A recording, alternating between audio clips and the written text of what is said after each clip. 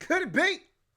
For me, your man, Louis T. Welcome to this Louis T Network exclusive, The Coaching Carousel. Every year we do this. We see coaches come in. We see coaches go. This year is no different. This year was a little strange in the sense that we thought coaches were going to get fired and then teams retained those guys. I talked about that on the podcast with Jacksonville. Thought that they were going to move on from Doug Marrone. They didn't. In Atlanta, I talked about how their situation was a little bit different than some of the others because I felt like Dan Quinn earned his job back, essentially. Like, he was pretty much dead in the water prior to the bye week. And then after the bye, I don't know what took place, but they had a come to Jesus moment at that bye week. And for whatever reason, they came out like gangbusters. A win on the road at New Orleans, a win on the road that I thought was the one that actually did it in San Francisco in week 15, that I thought was the exclamation point on them securing the job of Dan Quinn, having him and Raheem Morris back in 2020. But Jacksonville, we thought, was a shoo-in for a firing. I thought Detroit was another location where we would have a firing. They decided to keep their head coach and Matt Patricia. But we did see some other teams decide to move on from their coaches. The Giants moved on from Pat Shurmur. The Cowboys finally, mercifully, moved on from Jason Garrett. The Cleveland Browns moved on from Freddie Kitchens after just a single season in Cleveland, and I thought that was just. He was in over his head. Thought Freddie looked overwhelmed the entire season and never looked like he gained full composure and reins of that organization and team. They had run amok by the end of the season, and they were losing games. Had he won one or two down the stretch, I think he might have been retained in Cleveland, but it just went south, and they got rid of him. The Panthers, as we know, in season moved on from Ron Rivera. Redskins moved on from Jay Gruden. Was the first coach firing of the season. Jay Gruden was fired after week number 5. So those were your 5 openings. The Redskins, the Cowboys, Redskins, Cowboys, Giants, 3 in the NFC East, as we talked about all year long, that was a realistic possibility. Then you had the Panthers and the Browns. So 5 openings, and they've filled pretty quickly here. I mean, I'm actually surprised at how quick these teams have moved to get their coaches. Last year, it seemed like, remember the Giants or the Dolphins didn't hire their coach until literally, I want to say, we might have been into Super Bowl week when they hired Brian Flores. But again, he was on that Patriots staff. Patriots made it to the Super Bowl. But I felt like the coaching hires last year took a while. You know, they trickled in one at a time. We had 2 today, 1 yesterday, and I think we're going to have one at the end of this week in Josh McDaniels in Cleveland. And I think we're going to be done with our openings. And there were only 5. It felt like there were going to be 7 or 8. And that's the number's usually around 6 or 7 every year. 7 is usually the magic number, it seems like. But we only had 5. And the Redskins opening was open and closed. Literally, when the season was done, Ron Rivera was in Washington. That was locked up, done deal. And then the Cowboys, they kind of drug that process out with the Jason Garrett situation, almost having fans in Dallas thinking, oh, my God, are they really going to keep this guy around? But they ultimately moved on from Jason Garrett. And then they made a move quick to hire Mike McCarthy. And we're going to talk about all of these hires and the one potential hiring that's still looming that's out there in Cleveland. But let's first start with the hiring that happened yesterday. The Dallas Cowboys, that whole situation was weird. And we'll get to the comment section here in a little bit. But that whole situation was weird, how that Cowboys job just kind of was not quite confirmed that it was open, but we thought it was open. And then they announced it during, wild card weekend on, I want to say it was Saturday, where they had the news that they had officially moved on from Jason Garrett. Well, I thought they had already done that like 48 hours prior. So it was just weird how that whole situation played out. And then the crazy thing was, as you started to begin to understand the whole dynamics of it, oh, Jason's a part of the family, and we don't want to embarrass Jason, and whatever the case may be, and you saw the writing on the wall that he wasn't going to be back, then you started looking at candidates. And the entire time we've been going through this process with the Cowboys, and all the reports were that they want a big name, they want a college guy, somebody innovative, somebody different. And so we're thinking Urban Meyer, we're thinking Lincoln Riley, we're thinking Matt Rhule, one of these college guys. And more specifically, Urban Meyer and Lincoln Riley were the two names. And then there was that one report about Urban Meyer being really interested in the Cowboys job. And so but there was this whole dynamic out there that the Cowboys were looking to do it big this time around. And I said to myself, that doesn't sound like a Jerry Jones move here. Maybe in the early days when Jerry looked to make a splash, back when he hired Jimmy Johnson, when he hired Barry Switzer, that was the kind of move he would make. A college guy, a young up-and-coming guy, or a college guy that's a big name. That made sense. Jerry's now in the stage of his career as an owner where he wants the credit and he wants to control his coach. Like, the Bill Parcells days are over. The Jimmy Johnson days are over. They're long gone and they're not coming back. He wants all of the recognition that comes with being the Cowboys GM, head coach, team president, everything, all of the titles, all of the hats that Jerry wears. The only one that he can't wear is head coach, but he wants all of the credit that comes with him running this organization. And so he needs someone that's going to allow him to do that. Jason Garrett was the perfect puppet because Jerry had him on a string. And whatever he told Jason to do, Jason did it. And if Jerry didn't like it, he could say whatever the hell he wanted out of his mouth, and Jason wasn't going to say anything because Jason was under control. I didn't feel like Urban Meyer or Lincoln Riley would leave their posts, whether it's on television, nice, comfy, cozy job for Urban Meyer on Fox, or Lincoln Riley at probably one of the better jobs in all of college football. You're not leaving that without getting some kind of control and a lucrative payday. Now, the payday, probably not something that's a big problem for the Cowboys, but last time I checked, the Cowboys aren't breaking the bank to pay their coaches either. I think Jason Garrett's last deal was like a 5-year, $30 million deal, something along those lines. And so it's not like they're breaking the bank for their head coaches either. Not like the Panthers. We'll talk about that a little bit later on. But it just didn't seem like something the Cowboys would do.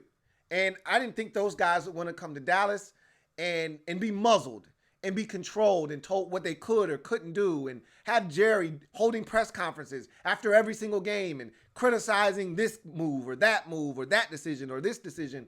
I just didn't feel like those guys were the type of guy that would take the job because of the things that came with being the head coach of the Dallas Cowboys.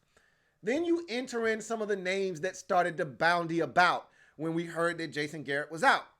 And you start hearing names like Marvin Lewis and Jeff Fisher. And I'm like, wait, what? What? Jeff Fisher? He's never supposed to be a head coach in this league again, ever. Jeff Fisher?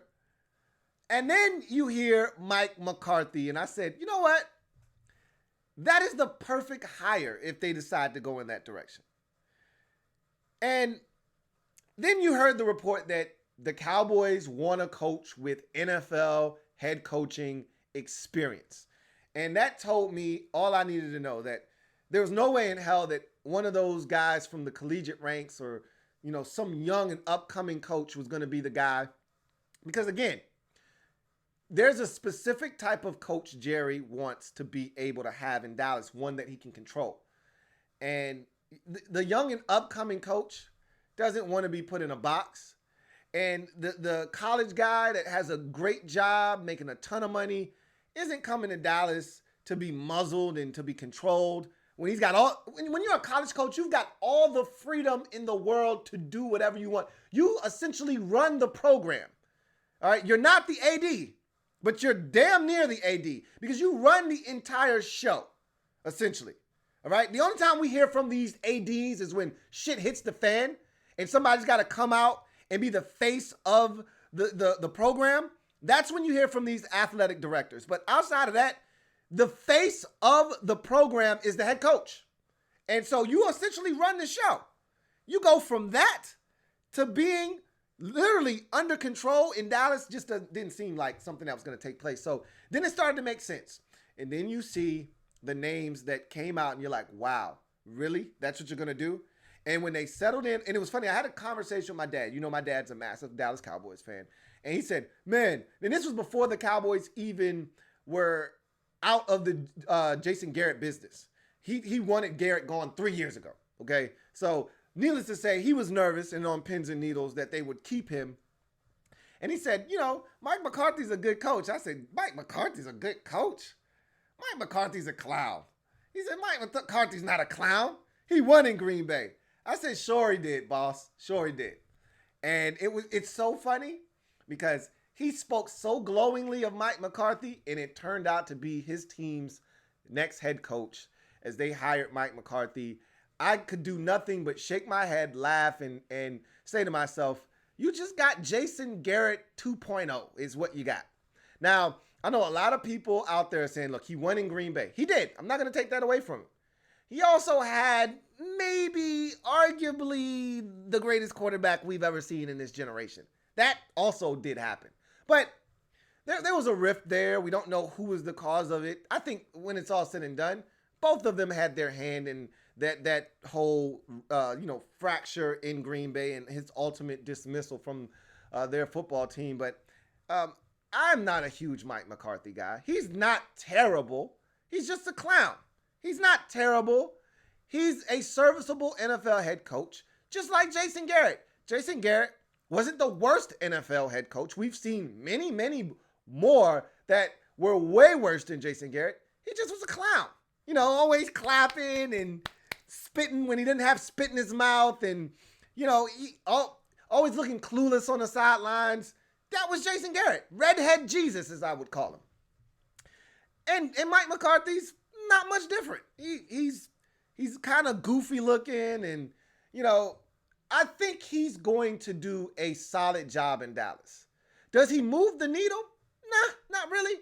You know, but again, it's the kind of guy that Jerry was looking for. This is the kind of hire he was looking to make. A guy that's going to come in here. He automatically comes with some chops. He comes with a background that speaks for itself. He's won a Super Bowl in this league. So that right there gives him the ability to come into that locker room and say, hey, I've been to the mountaintop. Follow me. I can take you where you want to go. And you couldn't do that with a Marvin Lewis. You couldn't do that with a Jeff Fisher, although Jeff Fisher has coached in a Super Bowl. He has not won one before. This guy has. And so you immediately get a guy that can come in and say to those guys in the locker room, look, if you listen to me, if you follow my lead, I can take you where you want to go. Now, will he ultimately take this team where they want to go? That remains to be seen. It's not the worst hire. It's not the best hire. I'm indifferent about it. We'll see how it goes for Mike McCarthy in Dallas. One thing I can say is that Jerry got the guy that he wanted because he wanted a guy that he could control and manipulate. And I think Mike McCarthy is that guy. And so I think it's a really good fit for them in Dallas. And he's not a bad offensive mind. It's not like this guy is totally clueless. All right. He does bring value. They sound like they want to keep Kellen Moore on as their offensive coordinator. We'll see how that goes. He had an opportunity to bolt for college in the University of Washington. And we'll see what he decides to do. It sounds like he's leaning towards staying in Dallas. If he does, that'll be a big get for them because I thought he did some really good things. I did think that he was negligent in some of those games down the stretch where they lost in not running the football enough with Ezekiel Elliott. But when you talk about the Cowboys passing game, I thought it took a massive step forward this year under Kellen Moore's watch. And so if you do want to take a huge positive from this year and Kellen Moore in his first year as an offensive coordinator, it's that Dak Prescott looked like a big-time NFL quarterback at times, and that offense was humming from a passing game standpoint. And when they decided to be balanced and they ran it with Zeke, they were a really tough team to stop offensively.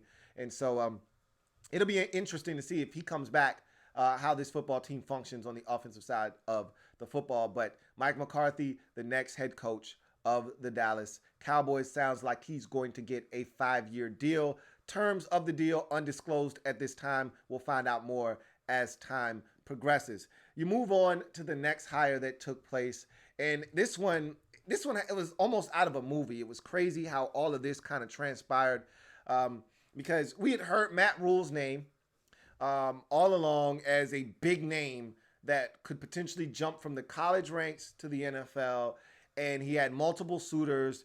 Giants were supposed to be interested. Panthers were supposed to be interested. Browns were supposed to be interested. He had already told them, I don't even want to interview for your job. But they were interested nonetheless.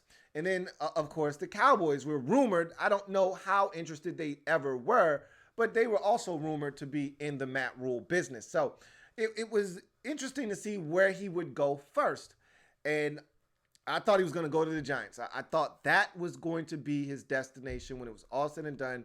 I thought he was going to end up in New York because he had a background there as an assistant offensive line coach some, 4 or 5, maybe 6, 7 years ago, whatever the case may be. It's got to be longer than that because he was at Temple back in 2013, I believe. So he was with the Giants the year before that. So 2012, he was an assistant offensive line coach with the Giants. So there's a little bit of roots there. So I thought that would be the place where he would want to go back to if he ever came back to the NFL.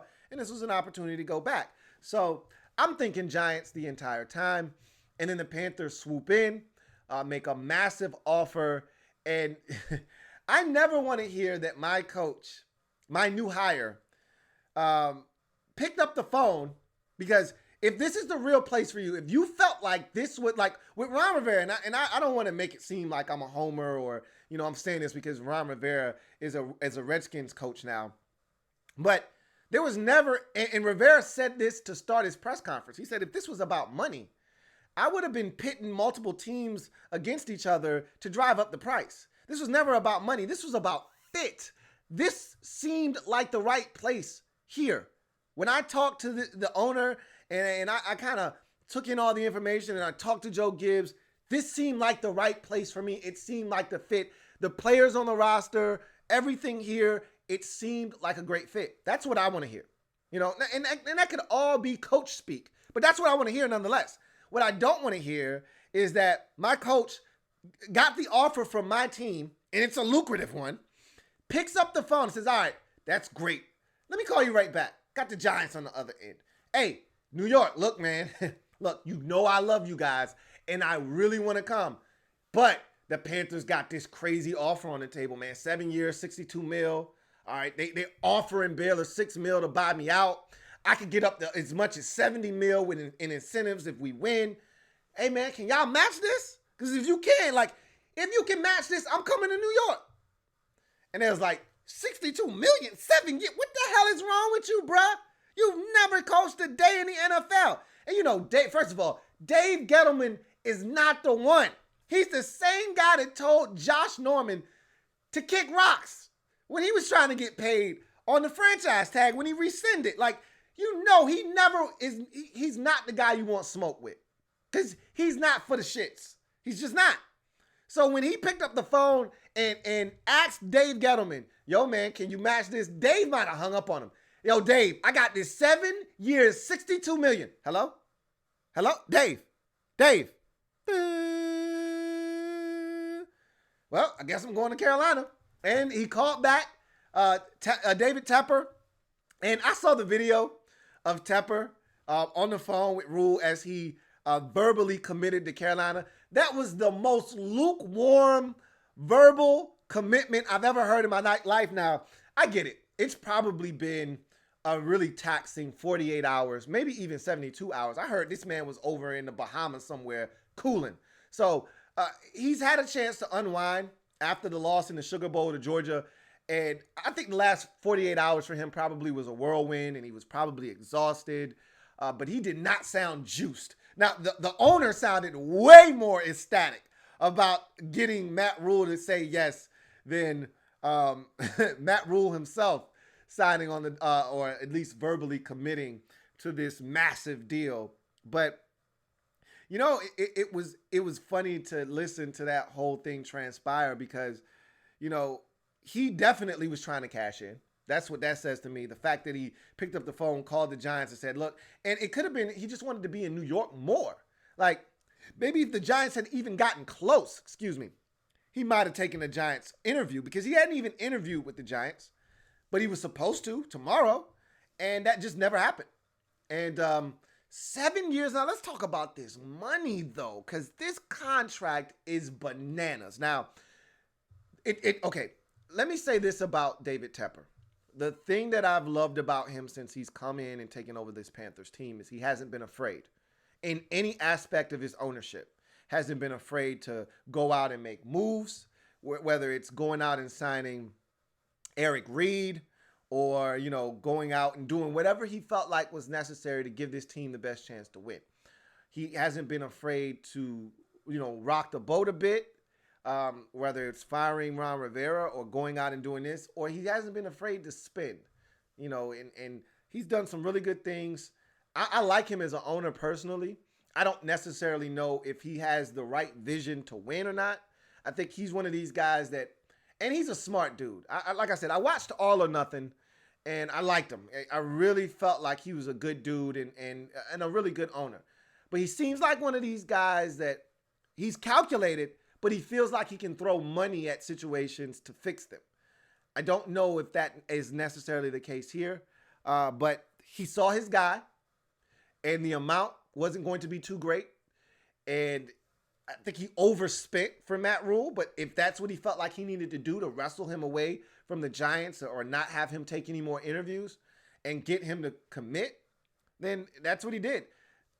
This is the thing. There are so many great coaches in this league. So many guys that have chops and pedigree in this league, that have won in this league, that have done good things. I've never seen a 7-year deal right out of the gate. All right.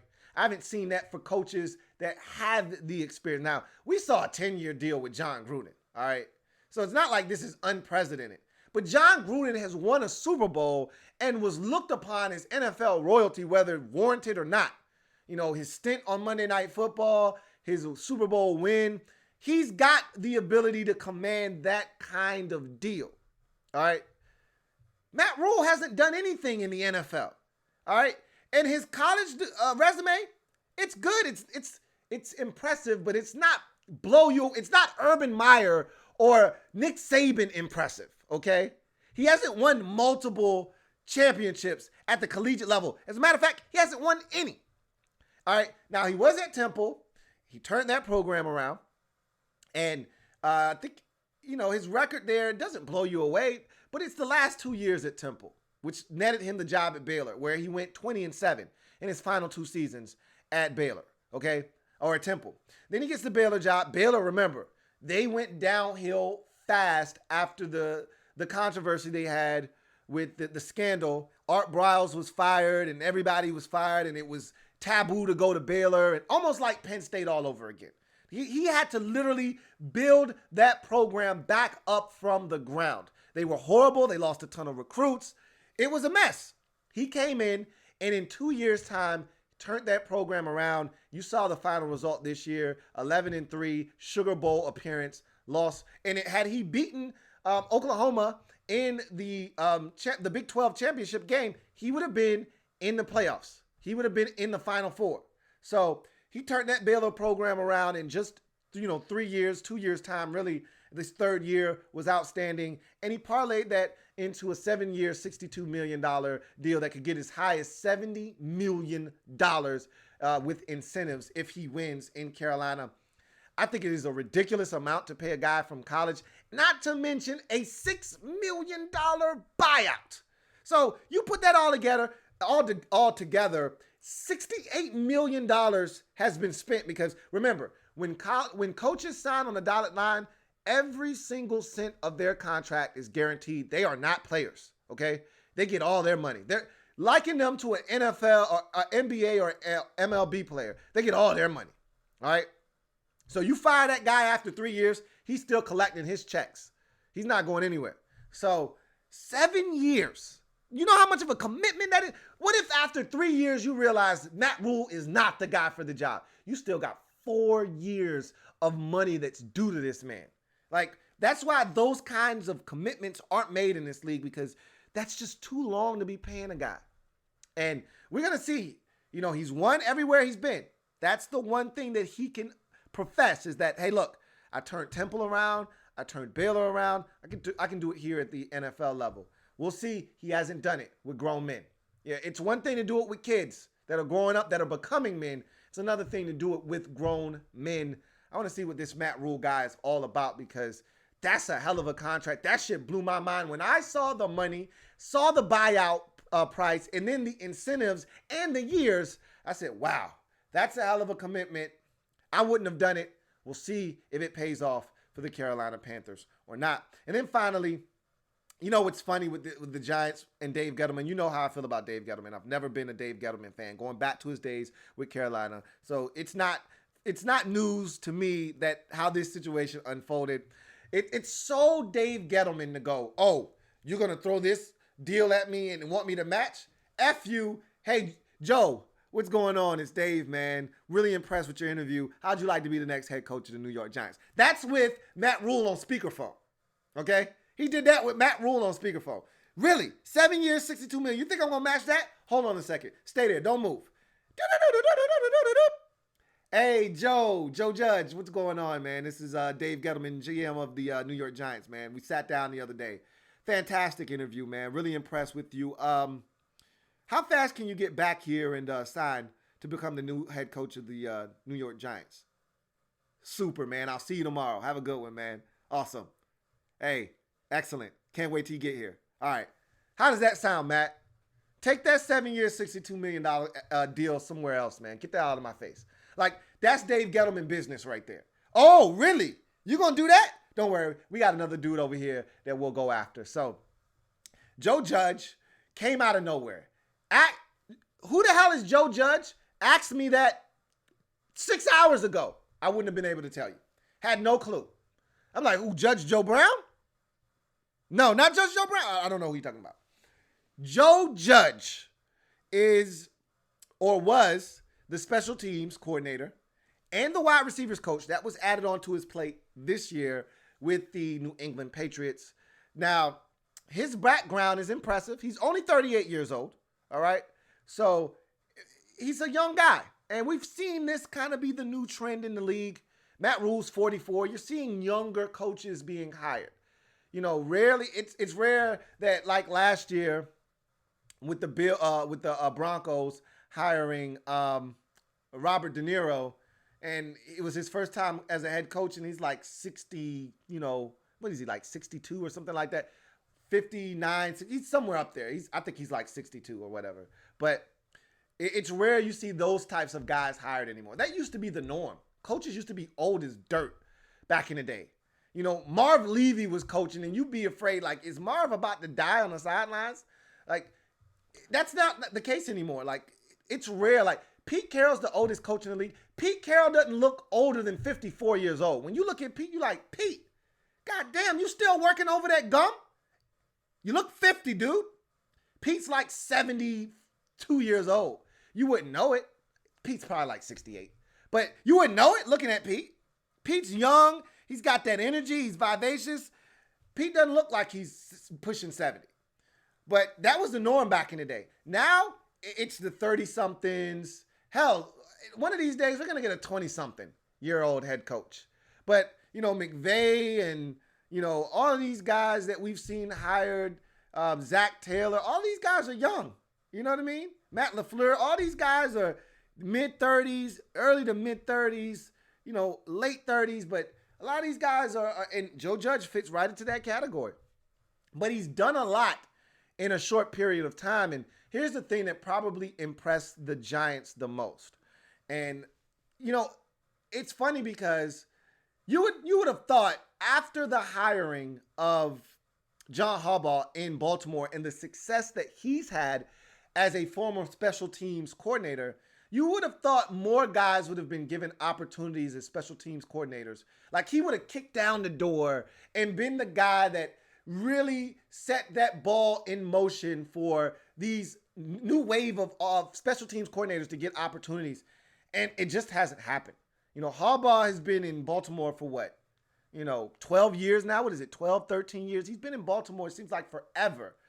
And he's the last special teams coordinator that's been hired. And, Belichick and Harbaugh have really advocated for these guys to get more opportunities. And here's Joe Judge getting a chance. And he knocked it out of the park, apparently. And he's going to be the next coach of the New York Giants. This is a guy that has won 5 championships in a short period of time. 3 with the Patriots, another 2 in college with Nick Saban at Alabama as a special teams coordinator there. So this is a guy that has a track record of winning wherever he's been. He's also been around some of the greatest coaching minds we've seen in the last 2 decades. And so that's something that he definitely puts on his resume that's impressive to people. And then those guys rub off on you. You're around them long enough. You start to take away some of the things that you've watched them do over their coaching history and the time that you're there and the time you spent with them, and you learn and you take those things and they become yours. And so I think he's a guy that impressed the Giants because of what he learned at Alabama with Nick Saban, what he learned in New England with Bill Belichick, and he was able to convey some of that to the Giants and their brass, and he impressed them. And it happens from time to time. There are guys that come off the pace that we weren't even thinking about as head coaching candidates that get hired. And you're like, how the hell did that happen? He went in and he wowed them, and it happens. At the time that Sean McVay was hired, I thought he would get a job. But I thought people were going to put his age against him and hold that against him and say, you're too young to get a job. But he went in and he wowed the Rams. I think Joe Judge did the same thing with the Giants. Look, I'm skeptical of this hire, but I'm not going to denounce it. I'm not going to say that the Giants did anything wrong here. It's the same thing I said about the Giants with the Odell Beckham trade and all the moves they had made that offseason, where I said, I'm going to take a step back and take a wait-and-see approach. That's how I'm going to approach this hire of Joe Judge. I don't know enough about him. I just know that everywhere he's been around winning. He impressed Bill Belichick. He slowly moved his way up the pecking order in New England. Belichick was impressed with him so much so that Belichick kind of took him under his wing and started to groom him as a guy that he thought could be a future head coach in this league. And it happens probably a little sooner rather than later, and that maybe a little sooner than Belichick probably thought himself. But Belichick said, this guy's a really good football coach. And, I think that Belichick gave him the blessing. And here we are, Joe Judge, next head coach of the Giants. We'll see how it goes. This guy has never been in this position before. Say what you want about the Matt Rhule hire. I'm not killing Matt Rhule, the coach. I'm killing the contract. But Matt Rhule has coached as a head guy before. So this isn't going to be new for him. There isn't going to be this shock of, man, I'm in charge of all of these guys. There will be a bit of that with Joe Judge. He's never done this before. All right. He's never even really been in charge of a room. Special teams, you don't even have a real say-so when you're on special teams. Like, yeah, you're vouching for a guy. Hey, look, man, and the Patriots have had some dominant groups, on special teams. I mean, Matthew Slater is the all-pro for special teams for the last 29 years. That's part Matthew Slater, and some of that credit probably needs to go to Joe Judge as well. But, when you're a special teams coordinator, your voice probably has the least amount of percentage in terms of the coordinators about who stays and who goes. Maybe that's the final, voice that's heard in making a case for a guy that's on the back end of the roster. But they pretty much say, hey, look, these are the guys we're giving you. Take these guys, get them ready to go on special teams. And so I want to see how he's able to handle the New York. First of all, New York is a big media market. If he struggles out of the gate, they will eat his ass alive. So I want to see how he handles everything that comes with New York. New York. That's a really big market, man. So I'm actually impressed by you know how fast things moved with him in New York. We'll see how it goes, and then I think I've said this all along before he had even. There were like 4 teams lined up before the Browns. I think the Browns were supposed to be Josh McDaniels' final interview. I said all along he's going to Cleveland. He's publicly stated that he wants to coach Baker Mayfield. Like, to me, he's the perfect fit in Cleveland. And they're really out of options at this point. Like, he's the last big fish out there. Obviously, Eric Bieniemy is another guy. They've already interviewed him. I know a lot of people are vouching for Eric Bieniemy, and a lot of people want to know why he hasn't gotten a job yet. From what I can continue to hear is that he just hasn't interviewed all that well. And Joe Judge stepped in a room, wowed the New York Giants, and he got the job. You know, Brian Flores stepped into the room with the Miami Dolphins, wowed them, he got the job. Obviously, you know, Ron Rivera is the one minority hire right now. I don't anticipate the Browns hiring anyone of a minority. So I think it's going to be one hire this year of a minority coach. I personally would like to see more opportunities for minorities in the league. You know how I feel about that. But at the end of the day, these are private entities, and it's your job to go in there and sell them on why you belong in this league. There are only 32 head coaching positions, and you got to go in there and you got to make them feel like they're losing out if they don't make you their next head coach. If they don't make you an offer, then they're losing out on a guy that could potentially be the next big thing in the league. You know, Mike Tomlin did it once upon a time with the Steelers. It can be done, but I feel like there needs to be more minorities in this league as head coaches. But doesn't look like that's going to happen this offseason either. But let's get to the comment section. See what you guys have to say. X Final Gaming says, what do you think about Stefanski? To me, he has been up and down all year.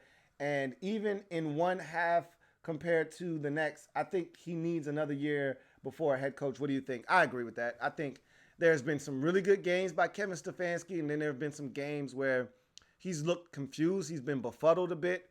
And right now, for me, what I want to see from Kevin Stefanski is when the run game isn't working, what's your plan B? How do you counteract that? Because what we've seen from him as a coordinator is when the run game is working, this guy can have it clicking on all cylinders, and this offense can look unstoppable.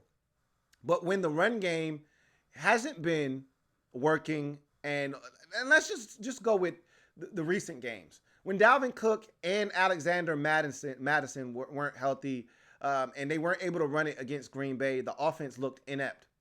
And that's the problem I have, is when the run game earlier in the season, when they weren't able to run it against the Bears, what do you do? You know, how do you counteract that? Screen game. Find other ways to get, the football out quickly to supplement the lack of a run game, to supplement the passing game. Okay, we don't have the run game. All right, let's go with the short passing game as an extension of the run game. And I'd also like to see him get his playmakers involved.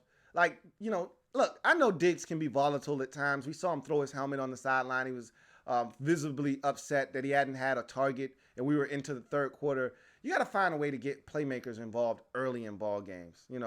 Slants, hitch, wide receiver screen, jet sweep, something. Get them a touch.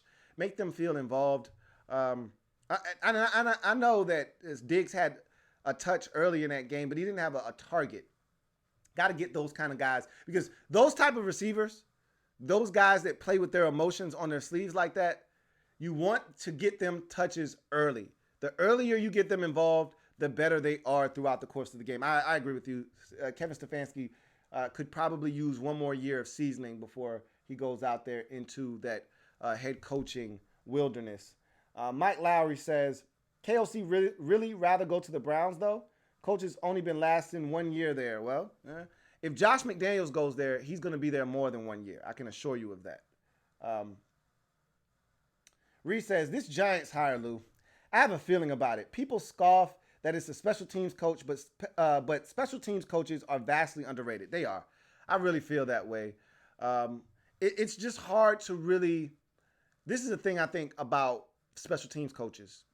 It's hard to really quantify what they do, and what they know and how they project to being a head coach. You know, you could take a defensive guy, you could take an offensive guy. They can have a vision. You can look at their body of work and you can say, hey, this fits what we want to do. This fits the direction we want to go in. It's hard to take what a guy has done on special teams and say that this is the direction we want to go in. But that being said, everybody knows ball. Special teams guys know ball. It's not like they don't know offense, they don't know defense. If you can coach special teams, you can coach, like this guy was coaching receivers too. Like he knows ball.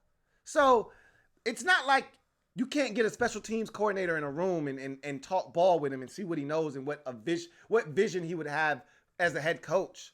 It just seems like they don't get the opportunities that these defensive and offensive coordinators get. And like you said, they're underrated. And I agree with that. I don't know if I agree with him, I don't have a feeling about Joe Judge one way or the other. You know what would be ironic though? Of all these damn Patriots coordinators and coaches that have left New England that haven't had a lot of success, wouldn't it be ironic if the special teams coordinator is the one that has success? We've seen all these guys leave New England and not have any success. Romeo Crennel, Charlie Weiss, the list goes on and on. Matt Patricia's going to end up coming back. Josh McDaniels failed in Denver and ended up having to come back. We've seen all these coaches fail. I'm hoping that Brian Flores succeeds in Miami, but he could be another one in a long list of these guys that haven't succeeded. But wouldn't it be ironic if Joe Judge is the guy that comes out of that mix, is the one that it ultimately becomes successful? That'd be crazy to me. Reese says, I really thought this was Eric Bieniemy's year. I did too. It's a shame that, and I thought, with this bye week, I thought all the stars aligned. I said, man, it couldn't have happened more. It couldn't have synced up more for Eric Bieniemy. I thought this bye week was like a godsend for him because had they been playing, he wouldn't have had an opportunity to interview. They would have had to have waited until there was a gap or the Chiefs were eliminated. But by them having this first round bye, it allowed him to interview, and he still didn't get a damn job. And like I said, I've heard that he hasn't been a good interview. Last year in the offseason, he had 4 interviews and he didn't get a job. This year, I think he had another 2 or 3 interviews. He didn't get a job. So there may be something to that. I'm not sure, but it's frustrating because I really wanted to see him get an opportunity. Emperor Meach says, Giants wanted to bring Rhule back to New York, so Carolina was smart to not let the Giants meeting happen. $70 million, though, that's what I'm saying. I think Matt Rhule personally wanted to go back to New York, and I think the Giants were very interested, but Carolina swooped in. They didn't let him leave the building. And look, if the Giants were willing to match, I think Matt Rhule gets on a plane and he goes to New York and he sits down and talks turkey with Dave Gettleman. But that contract, and I think that's why the Panthers set the bar so high. I think that David Tepper understood that he wasn't the first choice. You know what I mean? He wasn't the first choice. And so he had to set that bar so egregiously high that everyone looked and said, are you serious? You can have him for that kind of money. We don't want him that damn bad. And I think that's what ended up happening. JP says, why would anybody want the Browns job? Their ownership is terrible, and the players on that team are a bunch of divas, most notably Mayfield. Well, Josh McDaniels feels like he can change the culture there because he's coming from New England.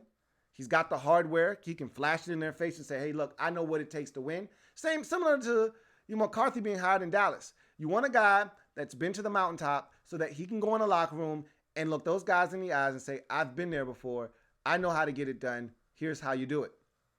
And so you hope that they fall in line because he's got the pedigree. Now, Mayfield, on the other hand, I think he's a perfect personality match with Josh McDaniels. They act exactly the same. They're both egotistical. They both think they're the smartest guy in the room. And I think if they mesh well together, they could be Drew Brees and Sean Payton for the next 15 years. If they don't mesh well, man, is that going to be a beautiful train wreck that I'm telling you, I will be there for every single second of it. Either way, to me, he's the perfect hire in Cleveland right now. Yes, hit the like button. Subscribe if you haven't already done so. Drop a super chat if at all possible. Donate to the Louis T Network. And also check out the Louis T Network podcast available on Stitcher, Google Music Play, Apple Podcasts, TuneIn, and of course the website louistnetwork.net. Anyway, Blackbird Blitz says, how good would it have been to be on the radio every day while driving to work in Hampton Roads? I told you before I thought about doing radio here in Hampton Roads, but for whatever reason, it didn't work out.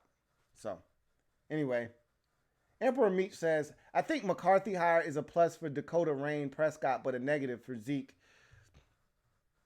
You could be onto something there, especially if they keep the staff intact offensively and they continue what they did last year, because as I mentioned earlier, they didn't run the ball enough in 2019. That was the Cowboys' downfall. Had they run it more, I really seriously think that they would have won the NFC East.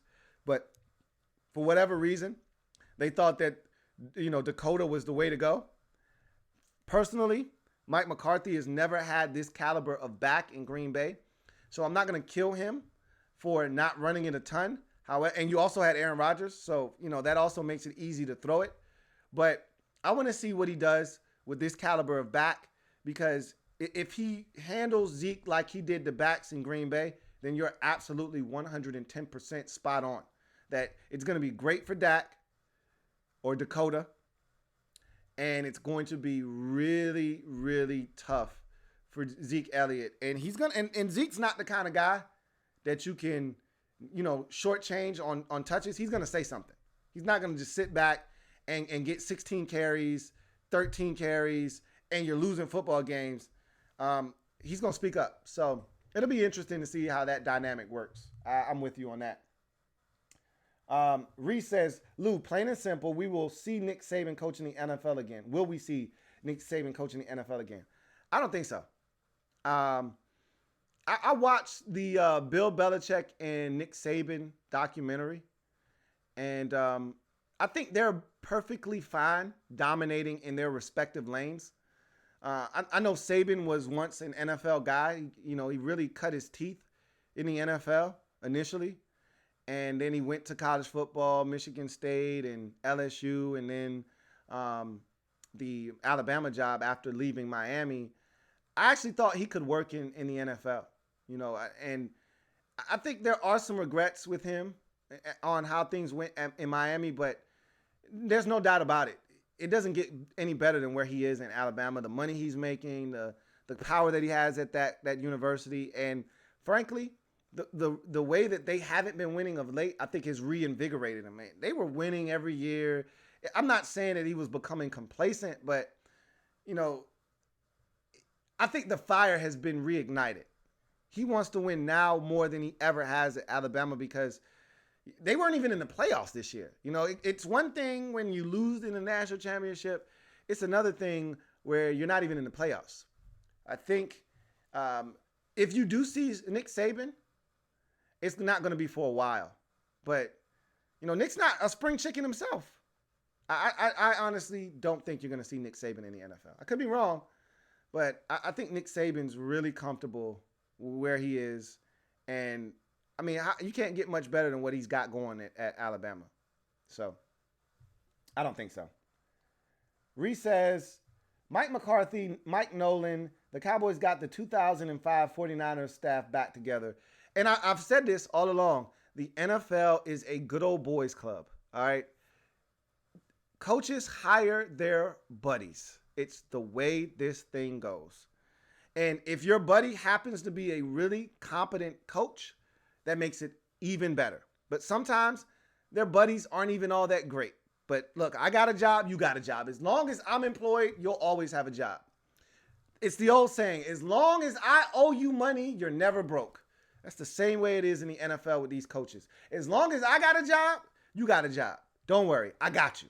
And so I didn't think we would see Mike Nolan as a defensive coordinator again. You know, or I shouldn't say that. Mike Nolan hasn't been terrible as a defensive coordinator, but I didn't think he.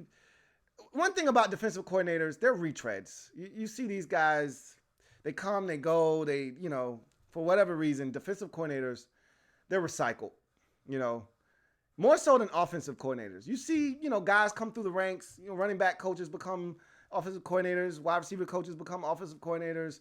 The new young hot assistant becomes an offensive coordinator. The ex-player, like a Kellen Moore, becomes an offensive coordinator, or Byron Leftwich. We see that with defensive guys. Seems like we just get retreads over and over again. Whether it's Jack Del Rio, who I love to hire, and I wanted one of those old retreads. But Jack Del Rio, Wade Phillips is out. I wouldn't be shocked if Wade Phillips surfaces somewhere else as someone's defensive coordinator. We see this happen all the time with these D coordinators. Like, it's hard to find good defensive coordinators or something. I don't know. We just rarely see young up-and-coming coaches as defensive coordinators. It's usually the offensive guys, and we just recycle these defensive coordinators. Like, how many times do you need to see Greg Manusky stink as a defensive coordinator before you realize, nope, he can't do it? But one of his buddies gets hired, and Greg Manusky ends up the defensive coordinator. It's dumb. He failed in Indy. He failed in San Francisco. He failed in Washington. How many times he got to fail? You all right? Like, Greg Manusky isn't a good defensive coordinator, but yet he's going to get another job if one of his boys gets hired. Like, that shit is dumb to me, but that's this league. Anyway, Daddy Smoke Yam says, people are in an uproar of sorts after the recent hires because of the presumption there is an opportunity for black head coaches. Is that something you would discuss? I've always been pro-black when it comes, and not just pro-black, just minorities in general. But I've been upset. One of my biggest gripes was the way that the Lions did Jim Caldwell. That shit had me on edge. I was pissed off. And if you watch the video when he got fired, I went on a rant. It might have been the last game of the season that he coached. I think they beat Green Bay and Detroit to get to 9-7, but it wasn't good enough to get in the playoffs. And the players obviously wanted him to stay on as coach. And I know a lot of the fans in Detroit wanted him gone. Well, what have you gotten since? And that one pissed me off. I thought Marvin Lewis got a really bad rap in Cincinnati. Yeah, look, he didn't win a playoff game, but it's Cincinnati. Like, understand what he went in there and did. Who won before him? How far back do you have to go? Sam White in Cincinnati? Like, seriously, who won games in Cincinnati? They were the laughing stock of the league. And Marvin Lewis comes in there and turns that program around, and they win, and they win, and they win. They won every single year under Marvin Lewis. For about a 5-6 year stretch, they were winning double-digit games every year. They just couldn't win in the playoffs. All right? But like I said, Marvin Lewis is a good coach. It was just funny because, like, in Dallas, the reason I laughed at that, and, a lot of Redskins fans didn't want Marvin Lewis. I didn't want Marvin Lewis. But I can tell you this much. Had the Redskins hired him, I would not have been upset. I wouldn't have been. And when I said that on one of my videos, Redskins fans went nuts. Like, are you serious? Marvin Lewis, are you crazy? Like, no, I'm not crazy. Marvin Lewis is a good football coach. All right? You say what you want. Marvin Lewis is a good football coach. All right? My thing is that there aren't enough black head coaches in the league. And the problem that you find, and this is why I love Bruce Arians, because Bruce Arians is pro-black. Bruce is like, hey, look, I'm going to round up all the brothers I can find. I'm going to put them on my staff. I'm going to make sure they get shine. I'm going to make sure they get credit. And I'm going to try to get these brothers jobs. All right? It ain't a lot of these dudes in the league doing that. I mean, how many black offensive coordinators are there in the league? I'll wait, because there's not many. All right? How many coordinators? I mean, just coordinators in general. How many of them are? And if they are, they're on the defensive side of the football. And how many head coaches are getting hired on the defensive side of football? It ain't many. Like, the way to get a head coaching job the fastest is through the offensive side of football. How many black offensive coordinators you see in the league right now? There's two. All right, there's two. And only one of them is calling plays right now. It's Byron Leftwich and it's Eric Bieniemy. Eric Bieniemy not calling the plays in Kansas City. All right, but he's a huge part of what they do offensively. But there are not many guys that are allowed to call plays of the black persuasion. That's frustrating for me. Okay? Because that's the easiest way to get a job. And then once a brother gets a job, it's like you're forced to hire every brother you can because you got to try to be successful so you can kick down the door so that other guys from your coaching tree get opportunities. Because if you don't give them opportunities, then nobody else is giving them opportunities. That's why Tony Dungy was so important in this league for the brothers. And once Tony went away, there weren't enough opportunities. That's why Dennis Green was so important. Like, it's crazy because Dennis Green birthed Tony Dungy birthed Mike Tomlin, and that's how these guys got in. It wasn't a bunch of guys around everywhere. It was one coach here that got another coach a job, and that's it. And if Mike Tomlin doesn't succeed, and Mike Tomlin's going to be a coach for the next 20 years. I don't have to worry about that. But who's the guy that got a job under Mike Tomlin's tree? Mike Tomlin's not spreading seeds everywhere. And that's the problem. You know why? It's tough because Mike Tomlin's not an offensive guy. Dennis Green was an offensive guy. That's how Tony Dungy came about because he was a defensive guy on Dennis Green's staff. That's how Tony Dungy got discovered and got the job.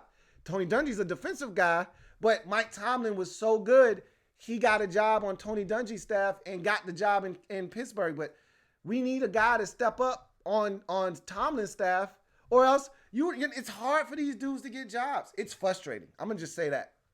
I could sit here and talk about this for the next hour, but we got so many other comments to get to.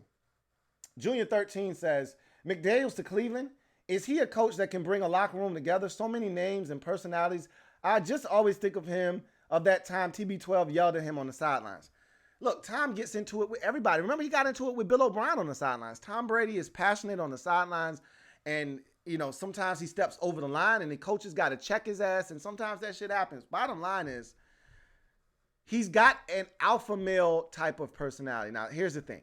When you're in the room with a bunch of alphas, and you're an alpha, and they don't respect you, that's when problems arise. If he's able to get into that locker room and command their respect, and really the only way to do that is to win. You win, and they will follow.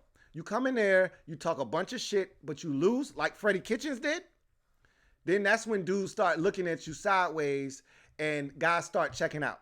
So he's got to come in there, and look, he's not lacking in confidence as Josh McDaniels. I can tell you that right now. He's not lacking in confidence. So he's going to step in there. He's going to talk his shit. He's going to go in that locker room. He's going to look them dudes in the eyes, and he's going to tell them, I can get the job done. Y'all just follow me. I will take you where you want to go.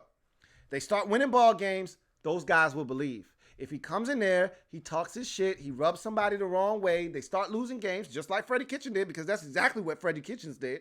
He came in there, he talked his shit, he started rubbing dudes the wrong way with the whole Duke Johnson situation, and then they start losing games, and then shit went sideways.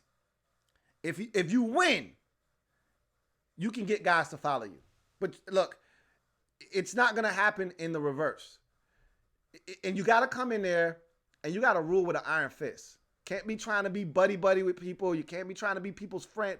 You got to come in there. You can always ease up. But if you come in there soft, and they smell you, and they say, oh, yeah, he's soft, and then you try to get tough, it's too late. We know what you are already. So I think McDaniels will fit in Cleveland. I'll say that. Reed says, Lou, you're an NFL thesaurus. I'd like to think I am too. Be honest with me. Don't trip. Did you know who Joe Judge was before he was hired? I sure as hell didn't. No, I admitted that already. I damn sure did not. JP says, are you surprised there aren't any other openings? Yeah, I talked about it on the podcast. I thought that Jacksonville was going to have an opening. I thought for sure Detroit was going to have an opening. I thought there were at least 2 or 3 more teams that I thought could have moved on. And I thought Atlanta was going to move on. But when I thought Atlanta was going to move on, that was before the San Francisco win. Once they beat the 49ers, I was like, man, this dude is really, really making a last-ditch effort to keep his job, and he ultimately did. JP says, I can't confirm nor deny this, but I've heard some Panthers players are starting to sour on Tepper because of how he treated Ron Rivera on the way out. I mean, that may be true, but, he's the owner. You can love it or not. You can like it or not. Bottom line is he cuts your checks. You don't like it? Fine. He can help you get out of there if you want out. So that may be true, but it is what it is. Carter Williams says, North Turner's son gonna help Ron Rivera, Riverboat Ron get us to the Super Bowl or bust. Watch and see. We will see. JP says, would you be surprised if Lincoln Riley or Urban Meyer got hired by the Browns or some other team? I would be. One, Lincoln Riley I don't think he's leaving the Sooners to go to Cleveland. Like, they're too dysfunctional. Urban Meyer, however, I don't know if he lives in Ohio, but if they gave him enough control, he might consider it, but I can't see either of those guys ending up in Cleveland. I don't think that's going to take place. I don't. Mr. T Money 1993 says, Rhule signed a 7-year deal to me because Tepper came from the Steelers where coaches stay forever and have few coaches in history. That's another angle you could look at it from, but this is the thing. Those guys stay for a really long time because they win, and they don't sign 7-year deals, though. They sign 4 or 5-year deals, and then they just keep extending them because they win.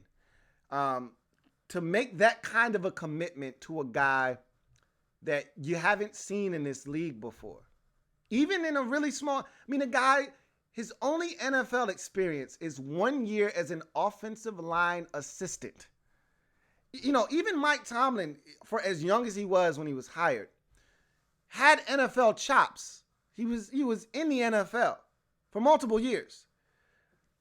You can't say that for Matt Rhule. So this is a really big, a humongous risk that you're taking. And anytime you hire a coach, you're taking a risk. But normally it's a 5 or a 4-year risk. All right. 7 years is a lot of confidence that you're instilling in this man. What you're saying is, not only do I think, I know you're going to get the job done. Because if you don't, I'm going to have to eat this for the next 7 years. Let's say, like I make the example earlier, if, Matt Rhule is not the guy after 3 years, you got 4 years left of guaranteed money coming to this man. He could not coach for 4 years. He could take 4 years off and he will be paid handsomely. So that's just, but as you said, he came up as a Steelers fan, did Tepper. He's from that area. And like you said, what have they had? 3 coaches in the last, 50, 60 years? How long was why can't I think of his name? I can see his damn Chuck Noll. How long was Chuck Noll there for? Every bit of 22 years or so.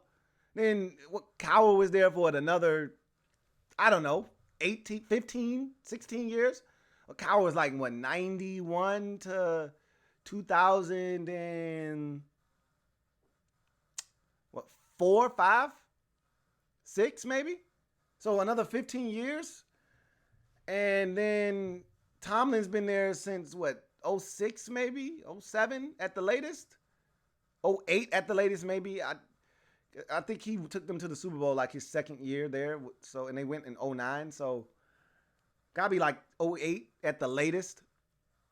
We're in 2020 now. So 12 years for Tomlin. Like, it's ridiculous, man. They don't fire coaches in Pittsburgh. So you're right there.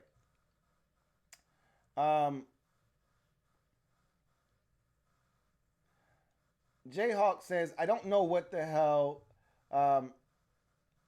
He says he doesn't know what I'm talking about unless it's for the Redskins. Hey, B3, you funny. Cruiser26 says, stop hating on my boy. One of the rare Washington fans I respect. I appreciate that. JP says, I don't know how much of an influence McCarthy will have in Dallas, especially with Jared Jones calling the shots. He'll be able to coach. He won't have any say so on anything outside of coaching. That's all.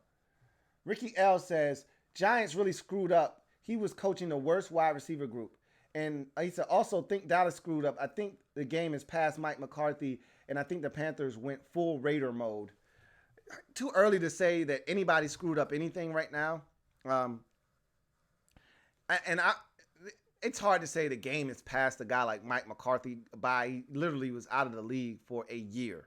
All right, so it's not like he's one of these old farts that have been on the sidelines, for like when Joe Gibbs came back.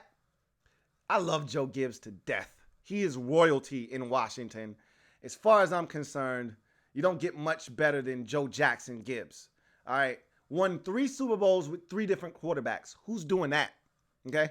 However, Joe, when Joe came back, and this is how you know the guy is Hall of Fame pedigree and all he knows how to do is win, is that the game had passed Joe by when he came back. Joe was still trying to run counter trade. For those of you who don't know what that is, that's pulling pulling the guard and the tackle and pulling the guard in the center across all the way. And it's a slow developing play. Like back in the day, that shit was great. Hard to stop. Man, these athletes now, guys coming backside with that slow ass counter trade and they tackling you in the backfield for a 4-yard loss. And Joe didn't want to run shotgun because he never ran it. In 1.0, Joe Gibbs. And so he didn't want to run shotgun when he first came back. That was a mess. Like the game, and when he left the first time, there was no free agency. So he was all giddy when he got in there and he wants to go out and get Jeremiah Trotter and Adam Archuleta and Antoine Randall. Like he's spending all this money frivolously on all these guys because the game had passed him by. That's not what Mike McCarthy is. So I don't buy that for 1 second. As far as the wide receiver group that Joe Judge was coaching in New England, you can focus on that, or you can focus on the fact that he was coaching one of the best special teams units in football. Your choice. It's up to you. So, anyway, and he says the Panthers went full Raiders mode. I don't know about that, but I can tell you this much. They saw a guy that they thought was the guy, and they paid him so he would be the guy. I can't beat him up for that. Just like I say in the draft, get your guy when you feel the need to get your guy. The Panthers felt like this was their guy, and they felt like they needed to do what they did. 7 years, $62 million. I'm not going to kill them for it. I'm just going to take a wait-and-see approach. But if it blows up, I will give them the business for this. That is for sure. Hopefully, they didn't change the game. Like, I hope other guys don't come in looking for this kind of deal because that shit is stupid right there. That's not real money right there for a head coach that's never done it. So, we'll see about that. Anyway.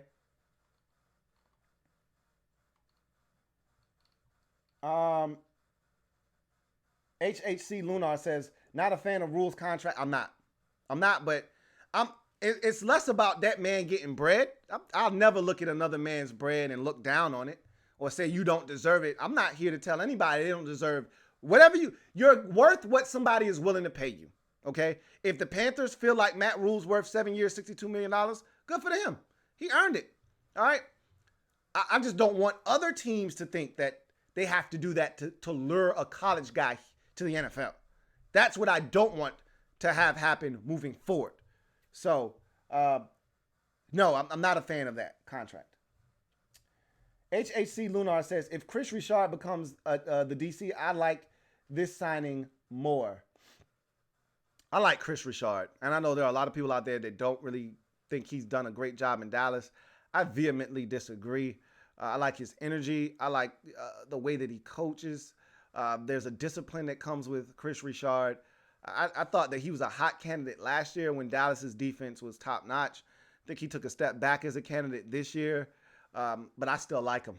I still like him a lot. So he's a guy that I'm rooting for to get a job opportunity as well. I'd like to see him take over somebody's defense, though. I really want to see him as somebody's defensive coordinator. I'm not sure if he ever had that title in Seattle, but I'd really like to see him get a chance to just be the DC. Charisma Morrow says, "Who do you think is the best coach in the NFC East?" Um, Obviously, it's Doug Peterson. He's the only coach in the division that's won a Super Bowl, and he's the only coach that's been in the division for more than 1 year. Everybody else is brand spanking new, so that's an easy one.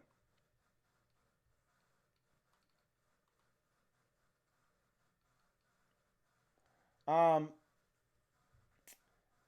Reese says, "Was Saban all that bad in the NFL? He was 15 and 17. That isn't terrible. I'd be willing to bet some coaches would be happy to start like that." He wasn't terrible.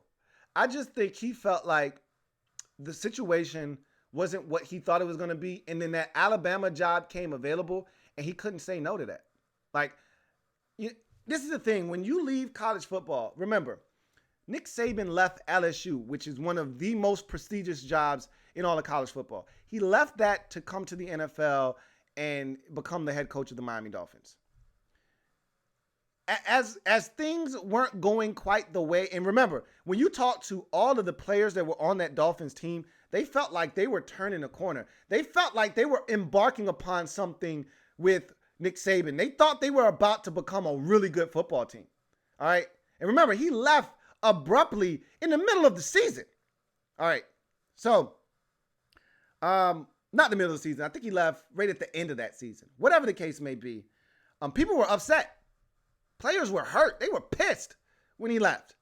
All right? They said he lied to us. He said he wasn't going anywhere. Bottom line was, that Alabama job came available. He's like, yo, these opportunities don't grow on trees. If I say no to this and it doesn't work for me in Miami, I may have to go back to college football and I may have to take the Texas A&M job. It's not trash. It's not Alabama. Okay? It's not LSU. It's not Texas. All right? It's not Ohio State. It's not Michigan. So he was like, this opportunity doesn't come. And sure, he could have coached at Texas A&M and then one of those prestigious jobs come open and he takes it. But this was the one. That Alabama job was the one. He took it. He hasn't looked back since. I don't think he felt like he couldn't do it at the NFL level. I just think he felt like this is a better opportunity for me. He got a taste of college. He got a taste of the NFL. And he said, this suits me and my family better. And he went for it.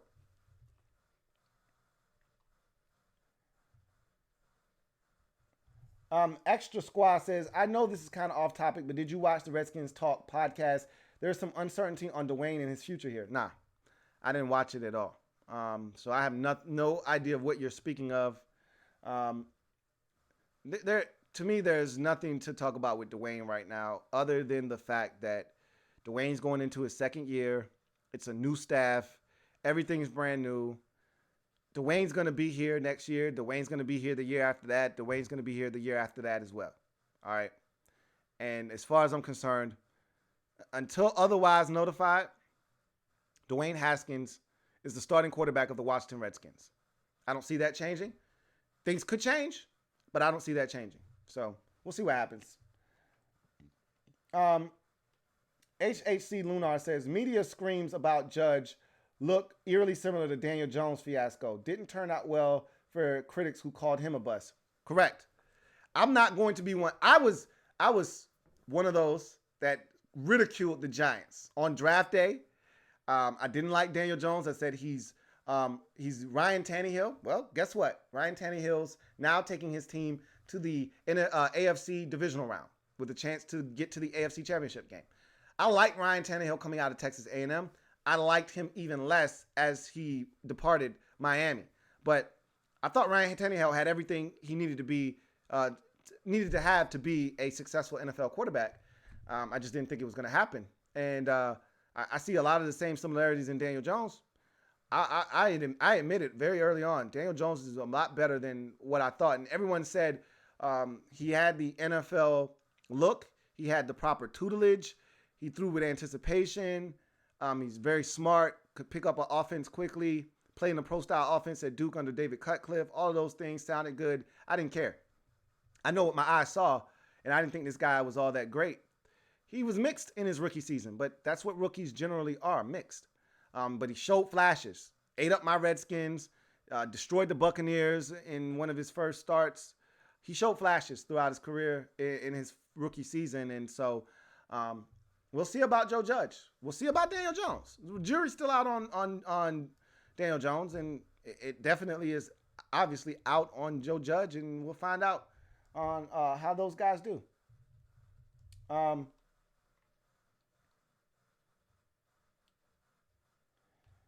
X Final Gaming says, after Belichick, who's the next best coach in the league? One offensive, one defensive.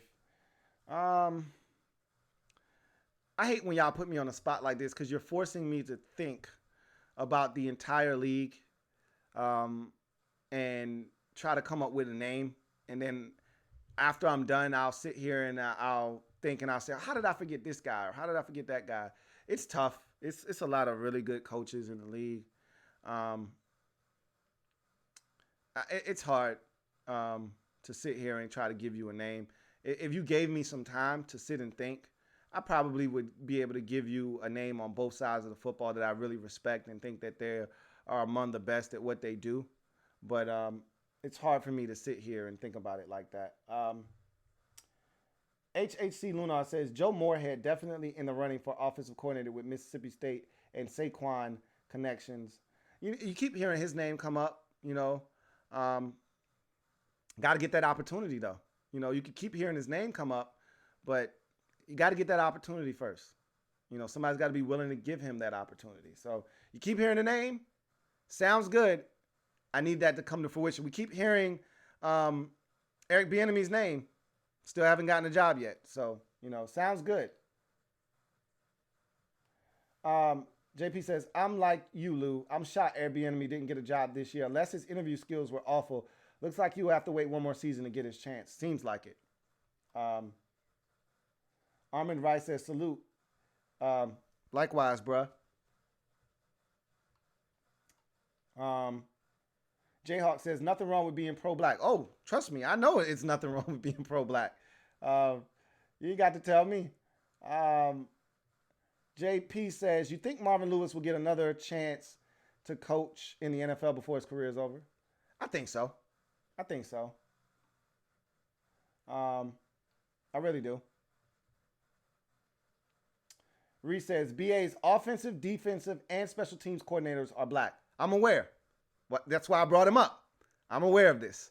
That's why BA's my guy. I've loved BA since he was in Arizona, and I love him even more for what he's doing in Tampa Bay because he could call the plays if he wanted to. He said, nah, I'm gonna let Byron call the plays.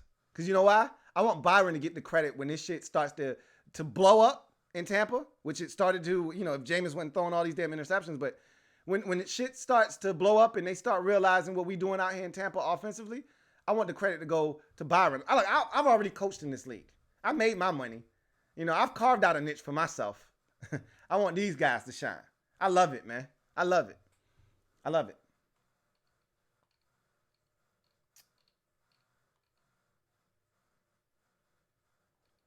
All right.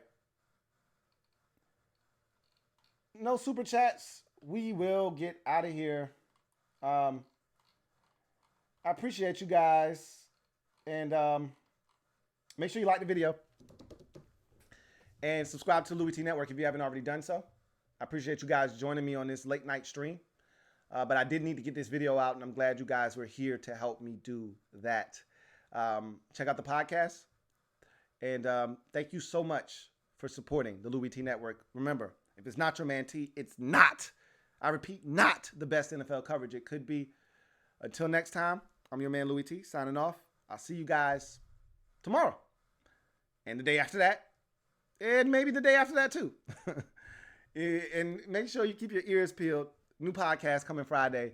So that should be coming your way shortly. So stay tuned for that as well. And if you haven't checked out the latest episode of the Louis T Network podcast, episode 67, that is available, coincidentally enough, live on YouTube. Check it out. See you guys next time. Have a good one. Louis T Network.